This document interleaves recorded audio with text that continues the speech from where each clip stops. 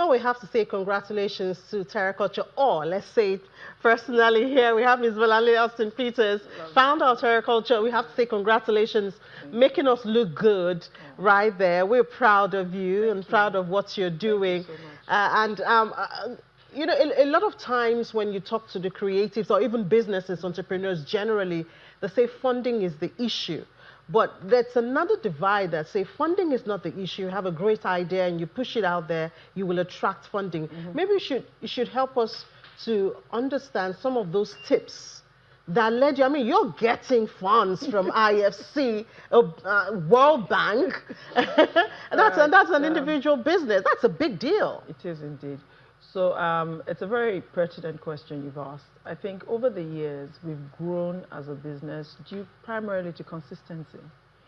Most businesses tend to sort of like waver. They go from here to there. Nobody knows what you're doing exactly. You have to stay in it to win. We've been there for 23 years. And it's not been an easy ride. People look at this today, but it's 23 years of grind, hard work, conversations, getting better at what we do, creating a venue, a home for artists, and creating that excellence that was so difficult to achieve at the very beginning. But we never gave up. We never gave up because people kept pushing, friends, family, and also I think the character of the entrepreneur, the person also leading the space, is very important. Somebody who never gives up. I just keep pushing that. If people are going to Mars, if people are flying airplanes, certainly running a center cannot be my problem. So from the get-go, I knew it was going to succeed. And I had the most incredible partner then, Mr. Tayo Aderinyoke of blessed memory. So together we carved this idea of pushing Nigeria's creative industry forward. What we're doing today was actually marked down over 10 years ago by Tayo Aderinyoke. But it never happened because of succession plans at GT Bank. But today, the international community is recognizing what we saw then, 23 years ago, that the creative industry has a fantastic opportunity to lift a lot of young people out of joblessness, to create income for people, and to also hone people's skill sets. A lot of young people want to learn. There's nowhere to go. We've become a haven for them to learn. Through our academy, we've trained over 50,000 plus young people in Kano, Lagos, Ogun State. And this has also been work in progress. MasterCard looked around and said, who can we partner with? They've been doing this for so many years. So they came on board and we founded this academy where people pay nothing to be schooled in lighting, in sound, set design, things that we know can allow them to self-employ. So if you're an actor, you need me to employ you. But if you're a lighting expert, you can work at Channels TV, you can work in churches, you can work in performance spaces. And that was the focus of that academy. So where we are today, I think the one word I have is consistency. If you read the book, The Outliers, it's about doing something 10,000 times over. You become an expert. Look at you. You're an expert at this, right? It is what it is. Thank you. Just keep doing it. You get better. And we are really good at what we do now. I say with all level of confidence. It is a fact. Yeah, it was obvious right there.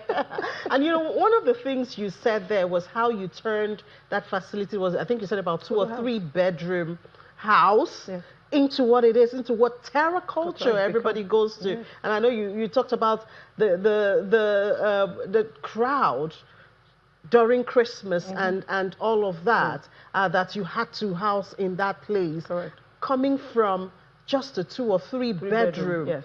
And then the fact that stage was almost dead. Indeed. And then confidently, you also pushed that forward. Yeah, you know, it's a journey of 1,000 miles, honestly.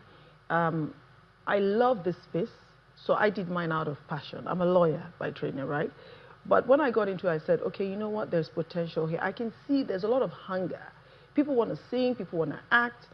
And internationally, we've seen that these things work. Anything that works anywhere else can work in Nigeria. But unfortunately, those that can finance these things, there's a very, Nigerians like easy, fast ROIs. They're not interested in investing in the youth.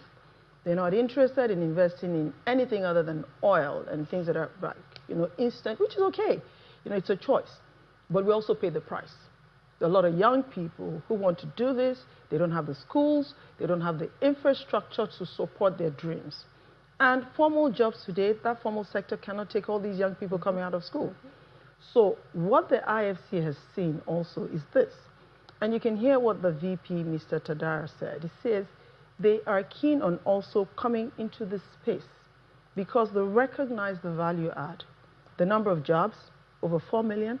The GDP contribution, about 1.97 trillion naira we contribute in a very informal way. Imagine if there's structure. Imagine if more people were investing in this space. Imagine what would happen to Nigeria.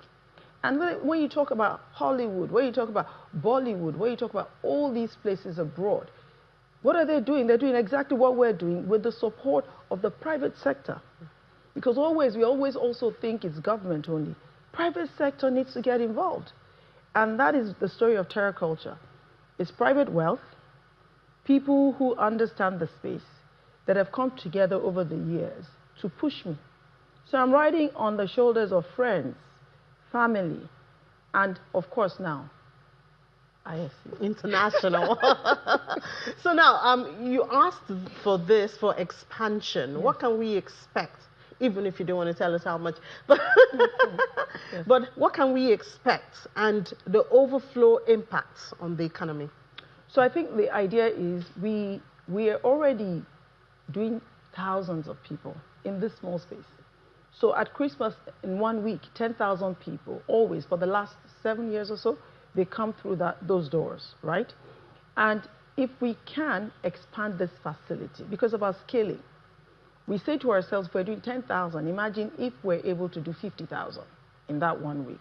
But the facility is the limitation now.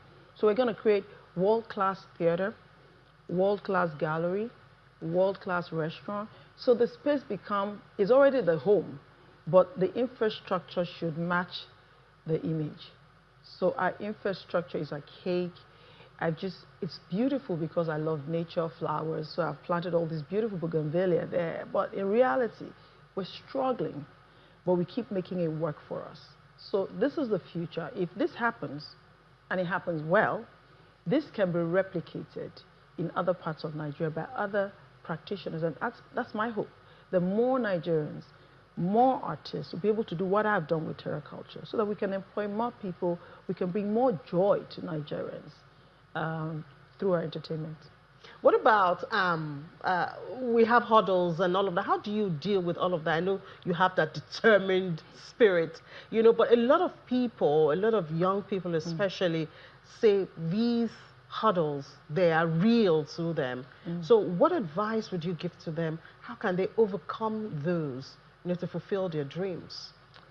So the first thing I say to people is that nobody is going to help you fulfill your dreams. You have to just own it and do it. So I wanted to do films. I asked 1 or 2 people in the industry, can you show me the way? I'm sure they're like, well, I had to find my way. So I got into it. Nobody gave me the baton. They didn't hand over anything to me. I jumped in, and my films are global.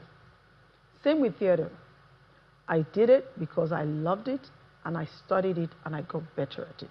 So the first thing is you have to jump in. Nobody is going to give you everything you need to make it work. The second thing is tenacity. You're going to get a lot of no's.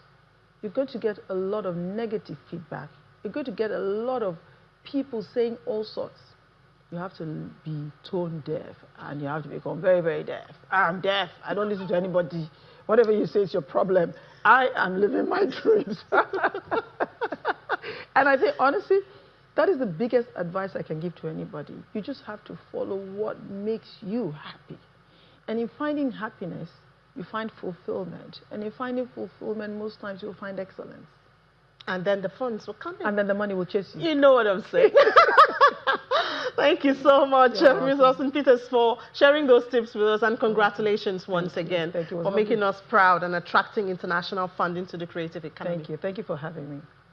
Let's take a short break now. When we come back, we'll go global. Please stay with us.